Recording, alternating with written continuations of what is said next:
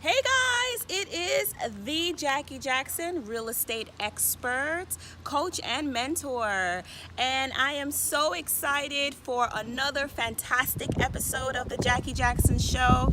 Today I'm in a wonderful neighborhood in East Orlando, and I'm actually standing in front of a house that I flipped. So we're taking a walk down memory lane, and I'm going to be explaining to you exactly how I did it. All right, so this lovely house right here is a 4-bedroom, 2-bathroom. It was kind of like about plus or minus, I think, about 2,300 square feet. And I love this house so much because it was my first renovation. All right, so in my first renovation, not my first flip, but my first renovation. And the reason why I love it so much, walk with me, the reason why I love it so much is because I had no idea how to renovate a house by any means. So the way how I was able to overcome that lack of knowledge, lack of experience, is I joint ventured with another investor. So for those of you who are interested in learning how to do a specific strategy in real estate, but you really don't know how to go about getting it done, a great way to get started is to joint venture with someone who knows how to implement that strategy, has worked on that strategy, and has mastered it. All right, so walk with me as I show you the neighborhood. It's pretty nice. So as you can see, there are some really nice houses in this neighborhood. Going all the way down, you have some 2-story, you have some single story. This one here is a single story home, and like all of the bedrooms, all of the rooms, everything is on one level. So that was pretty cool. That's what I liked a lot about this property. When I was flipping this one right here directly across the street was actually for sale as well too. So one of the things that you should be doing when you go into neighborhoods, you are looking for everything that's for sale. So that one right here, this next house right here, it has a realtor's contact information in the front. So obviously that one is for sale as well too. But the purpose of this show is to talk to you about flipping and renovating. So the strategy that I did was a buy, fix, and sell. All right, so buy, fix, and sell, which is renovation, right? So I purchased the house, I fixed it up, and I put it back on the market so it could be sold as a retail sale, like to a family that planned on living there. All right, so that's much different from wholesaling. Okay, I wanted to sell this property for its maximum value, right? So I wanted the highest price per square footage when I was complete after renovating it. So the only way for you to get the maximum amount is for you to really do a great job in renovating and being very in tuned to what buyers are really looking for in houses, right? So you want to do great bathrooms and great kitchens, right? Bathrooms and kitchens sell houses, all right? They sell them a lot. That's what people are looking for, great bathrooms and great kitchens, right? So I'll make sure I share that information with you and give you some insight, quick tips on how to do a great renovation and still stay within budget, all right? So that's important. So this house here, I sent the owner a letter, and usually investors, that's how they start out. They send letters, right? They send some kind of marketing message to owners. So who do you send letters to? All right. So the list that I used to send the letter was absentee owners, or people who own properties where it was not their primary residence. And a lot of investors will do absentee owners like in other states, but I actually did absentee owners within my state. So that means that the owner didn't live here, but they lived within the state. All right, they didn't live someplace, really far away. They lived someplace that was kind of like accessible. I could really reach out and meet with them face to face. And sometimes I love that list too, because when they call you back inquiring about your letter, you can meet with them personally because they're not really far away, which is a great strategy. So make sure you write that tip down. Write that down. All right. So that's absentee owners in state versus absentee owners out of state. All right. So that was step number 1. So after I met with the owner, we talked a little bit. It was a really, really nice lady. This was a property that she had as like a rental property. So she really was a landlord. And she lived not too far away from here, to be honest with you. She had rented this house for like 10 years consecutively before she spoke to me. And she said, hey, you know, I receive letters all the time, but I responded to your letter because it was just one of those times that she just didn't want to rent it anymore. The lease was up from the tenant that she actually had in the house. So it was just great timing. So for you investors out there that is looking for another list, it would probably be like landlords as well, because over time, landlords, they get tired too, right? They get tired of like managing properties. They get tired of dealing with the tenants, and they really just want to cash out. They really just want to cash out. Not that they don't love the house, not that they don't enjoy the cash flow, not that they had bad tenants or anything like that. Sometimes they really just want to cash out. All right. So I encourage you to market to landlords, because sometimes they just really want to cash out. Anyway, so that's what she was. She was a landlord that wanted to cash out. So absentee owners, in state, out of state, could possibly be landlords, or it could possibly be individuals that have become landlords by default. All right. So what do I mean by landlords by default? You can have someone that lived in a home, right? They lived in the home, and then all of a sudden they had to relocate and go someplace else. But the house was their primary residence. They never intended to become landlords in the first place. They just happened to have to move and go someplace else, and now they have this property that they didn't plan on selling or anything like that, so they became like landlords by default, that they rented out. And that's what happened to her. So she actually lived in this house during that period of time, but she decided that she wanted to move because she wanted a house with a pool, and this house didn't have a pool. So that was her reason for moving like 2 blocks over, is that she really just wanted a house with a pool. So she became a landlord by default. She just ended up keeping her house and moving 2 blocks over and loving and enjoying the Florida weather here and the pool. But this house here had a jacuzzi, but it didn't have a pool. So that's how she ended up being a landlord. So she rented it for 10 years and then decided, okay, she's tired of managing it, and now she just really wanted to cash out. So that's how our conversation went.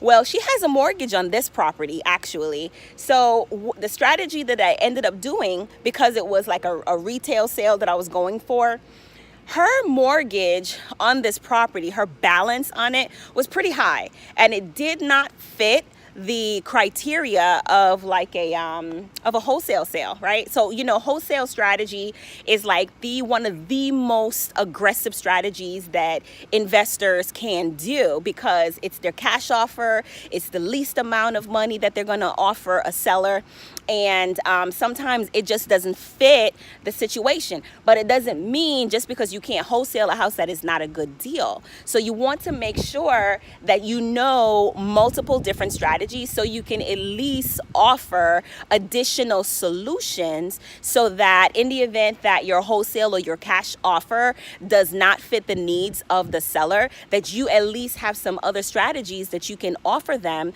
to help them make a decision on selling their property. So the strategy that I chose for this particular house was to buy this house subject to the existing mortgage, which was pretty dope. So what do I mean subject to the existing mortgage? So for this property, what I did is I took over the payments. For the mortgage, and I bought the house and left the mortgage in place. All right, so that happens. And that was a great way for me to keep like all of my expenses low and everything like that, and for me to be able to keep the money that I wanted to use for my renovation. I'm under a tree right now, walking in this beautiful neighborhood. So it was an opportunity for me to keep the money that I planned on using for renovation in my pocket while still getting the opportunity to actually control the property. Does that make sense to you guys? So I control the property by purchasing it subject to the existing mortgage, taking over her mortgage payment. So I really didn't have to come up with the money to actually buy the property or anything like that. All I had to do was come up with the money to actually renovate the property. All right. So the money to actually renovate the property, I didn't have that either. Just FYI. So what I did do is I purchased the property subject to the existing mortgage, and basically the equity that I was supposed to give to the owner for the purchase of her property, right? I actually negotiated a second mortgage, right? So a second mortgage, which is the owner of the lien holder for that second mortgage, right? So the lien holder for the second mortgage was actually the owner. So I negotiated a second mortgage, which was pretty dope. And I put a mortgage on there for, I think it was like 90 days, right? It was like a 90-day mortgage, because all I did was just really calculate the amount of time needed for me to renovate the property and then like put it on the market for a sale, right? And the way how I calculated the amount of days and time that I needed for that mortgage is I looked at the days on the market. I look at the days on the market for what houses that were actually selling in that neighborhood. So I knew exactly how long on average it would take me to sell this property. So that's what I did. All right. So I came up with the terms based off of the days on the market, how long it would take me to renovate the property and market it and put it back on the market. All right. So that's kind of like how it was. And actually, you know what, to think of it, I don't think it wasn't 90 days. It was 6 months. All right. So yes, that's what it was. It was 6 months. So 6 months, I did a 6-month mortgage, with the owner. And I said, okay, when I finish selling this house, I have to pay you this amount, right? So that was her profit. And that 6 months mortgage was negotiated for 6 terms, 6 months in the term, and I had 0 payments with her. So I negotiated her putting a 6-month second mortgage on her property with 0% interest with no payments for 6 months. Isn't that awesome? That's so awesome. So you'd be like, well, why in the world would anybody do that? Why would she do that? Well, you know what? The risk for her was pretty low. I mean, think about it. I was paying her mortgage for her, right? I purchased a house subject to. She no longer had a mortgage payment at all right? I was making her mortgage payment for her. Plus, she now had a new lien on her property that stated that I couldn't sell her house even if I wanted to. I couldn't sell her house without her being paid, right? So she was guaranteed to get her money. And then the worst case scenario that she would experience is that she would get back a house that was in better condition than she gave it to me. Because I'm spending all my money. I'm the one that's spending all the money, taking all the risk, and actually renovating her property, right? So she was going to get back a really, really nice house, right? Because my objective is to market this property to a retail buyer. So I'm going in, all right? I'm doing granite. I'm doing all kinds of upgrades in the property, and I'm going to make it so beautiful, so sexy that everybody wants to love it and everybody's going to buy it, right? Everybody's really, really going to want to buy it. So that's pretty much what happened. So the next step that I did was I actually negotiated with a private lender. So my private lender was like, wait a minute, Jackie, if there's already a first mortgage on this property, okay, where am I going to go? And then you put a second mortgage on the property again with the owner. How am I going to secure my interest in this property and lend you the money and be sure that you're going to give me my money back? I was like, yeah, that's a real concern, isn't it? But I needed to borrow the money for the renovation. So how did I manage to secure the interest of the private lender who loaned me the money to do the renovation? All right, so that's very creative in itself as well too. So I'll tell you how that went. So with that lender, what I did is an option. All right, so I gave that lender an option to buy the property at a specific amount, right? So that's how he was able to secure his interest. He had the option to buy the property and to buy it back and to take it back from me in the event that I defaulted, which I wasn't planning on it because there was just too much money in this deal for me to do that. So so my lender really wasn't able to put a lien on the property in the traditional sense, like how a mortgage company would have a lien on the property. So I had to give him an option. All right, and then and that's how he was able to provide me with the funds to renovate. So just a quick recap. So I'm in a neighborhood right now that I flipped a house in, and I am going to show you that house right now. I'm in East Orlando. It's a beautiful retail sale that I flipped, and it was amazing. It was a great opportunity for me to learn how to renovate houses and do the buy, fix, and sell strategy, right? So a lot of you out there want to learn how to renovate properties, and you're like, man, I don't qualify for bank financing. I don't have the credit for bank financing. I don't have the money to fix up houses. I don't have any of that, Jackie. What am I going to do? But I want to flip houses. All right, so don't even worry about any of those things. If you have a really good deal, then you'll be able to come up with the creative strategies to get that deal done. And that's what I did. So at the time, I didn't have much credit, and I wasn't really trying to use my credit in that way where I would take on the risk of actually personally purchasing this property, whether it was in my own name or my business entity name or anything like that. I wasn't trying to do a hard money lender. I didn't want to do any of those things. I had already had experiences where I was personally liable for real estate loans, expenses, and that's the reason why I am an advocate for not borrowing money. All right, so I prefer to use the strategies, the creative real estate strategies, where you don't have to borrow somebody's money in order to take possession or take control of the property. So this is the house right here that I renovated. There it is. So somebody's loving and living in it right now. I think the lady who purchased it, really beautiful lady, and she had like one son. So that's who, some really awesome family. So the recap is the person that I actually purchased it from was an in-state absentee owner, which she was a landlord. She was a tired landlord. And then, what else? She had rented it for over 10 years, right? So she became a landlord by default.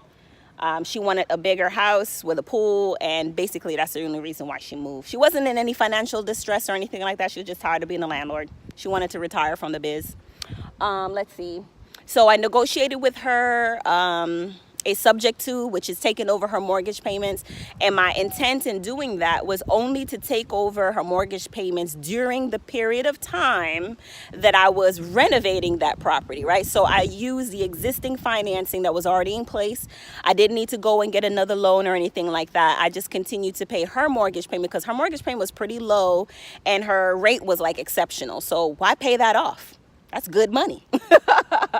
And then what I said to her, I says, okay, I am going to renovate this house. I'm going to put in the upgrades, because pretty much it was like builder's grade.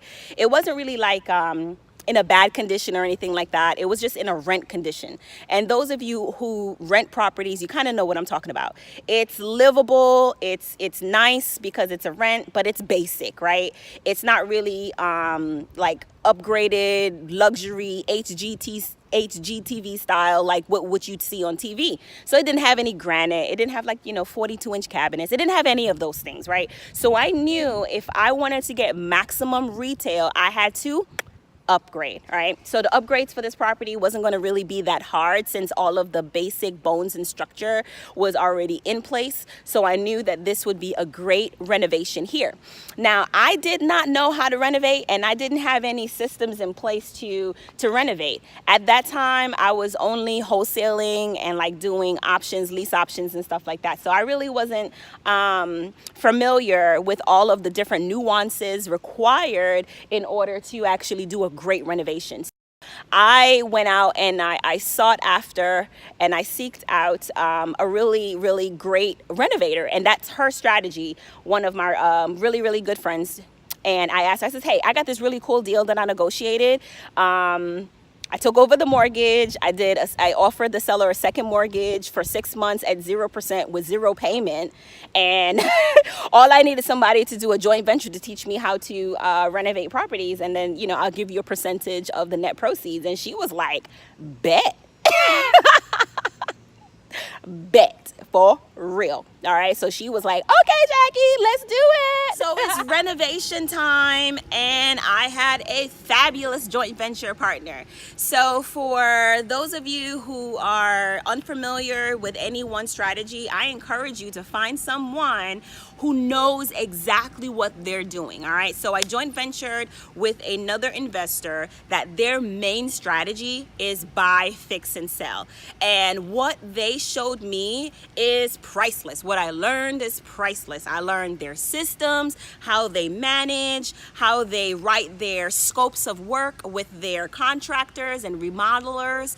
I understood how they did their pricing for actual what you call like materials, like the floors, the paint, the fixtures, everything. I learned all of it. We even changed the roof on this property, which is important. So that also contributed to the high dollar value, because if you're buying a new house or you're buying a house that's recently renovated, you want to make sure that all of the expensive stuff for this house is already done, because you don't want to be stuck with that bill after you have purchased a house to renovate it, right? So we renovated the roof, replaced the shingles on the roof, and gave it new life. We painted the exterior of the property and painted it with water repellent paint, like sealed it and everything. We sealed all the cracks in it. We did everything that you could probably think of on the exterior. We did new landscaping on this property for the outside for curb appeal. And on the inside, what we did is we ripped out all the carpet. We replaced it with new tile. And we put in new cabinets, new kitchen cabinets, both in the kitchen as well as in the bathroom. So that's uppers and lowers. We also did granite countertops. Now, let me tell you a little bit about upgraded countertops. So if you're putting upgraded countertops in your renovation, it's normally reserved for a property that has a value of like $200,000 or higher. You would put in granite, especially for our market in Central Florida. So if you're buying a house or renovating a house and the end value after you renovate it is only going to be below $200,000, then you probably won't put any granite in it. You may put in another type of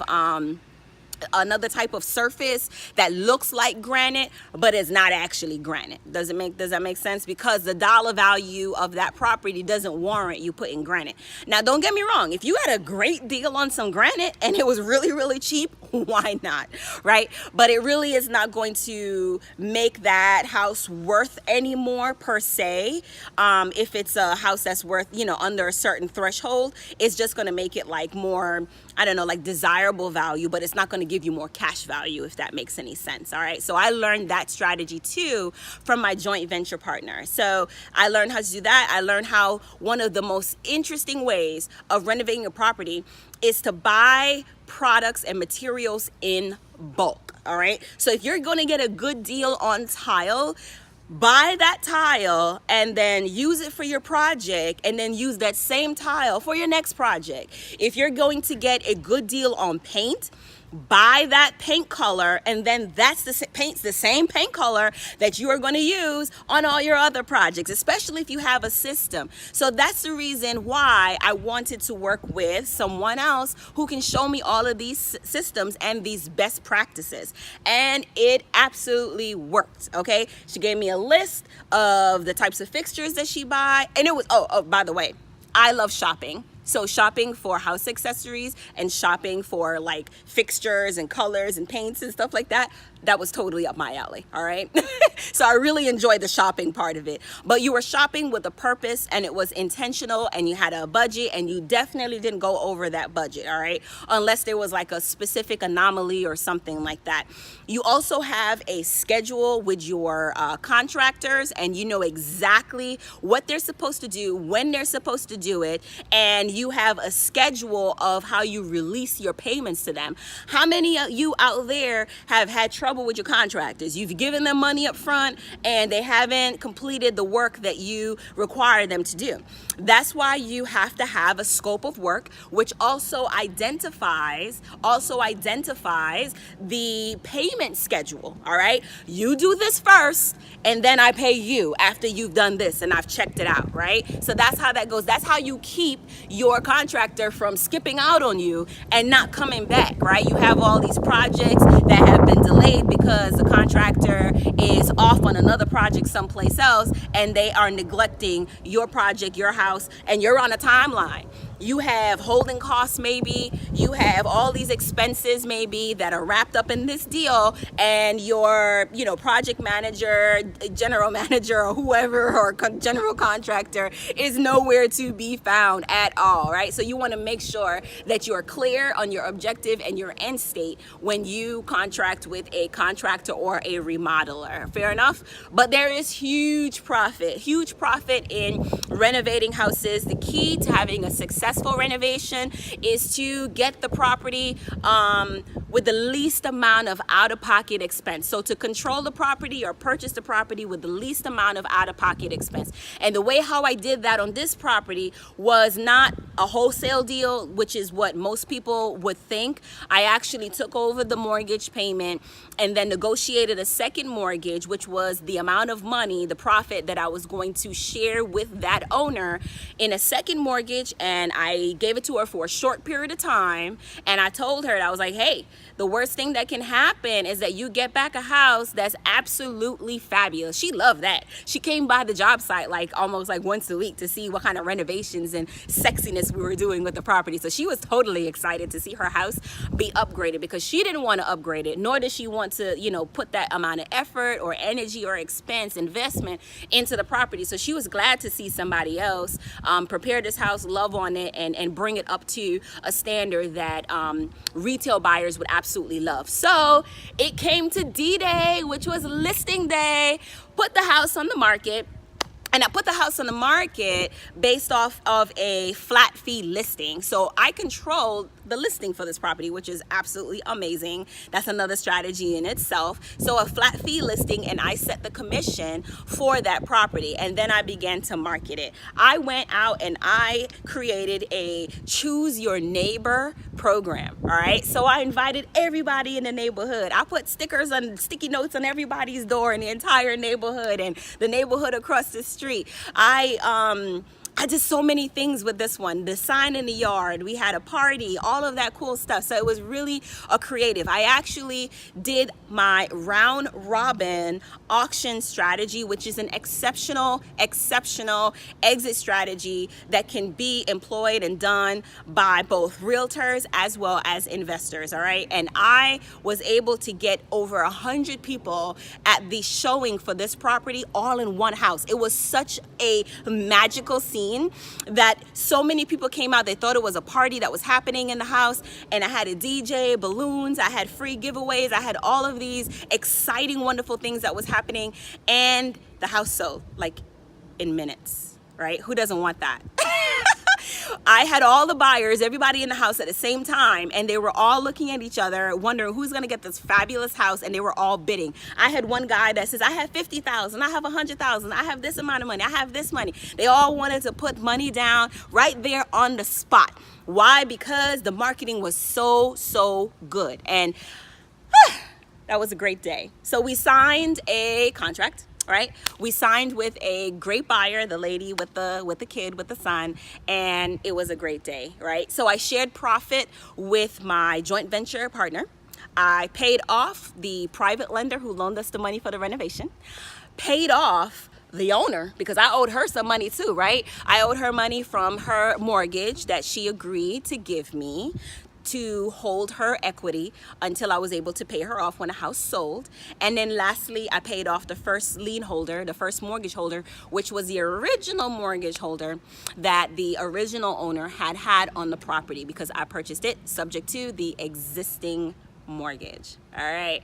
So if you want to learn more about these strategies, no problem. You can always set a strategy session with me at thejackiejackson.com. So that is THE Jackie, JACKIE, Jackson, if you're nasty, JACKSON.com, and set up your strategy session with me. And I'll be happy to share and teach you all of these creative strategies so that you can be the best real estate investor you can be.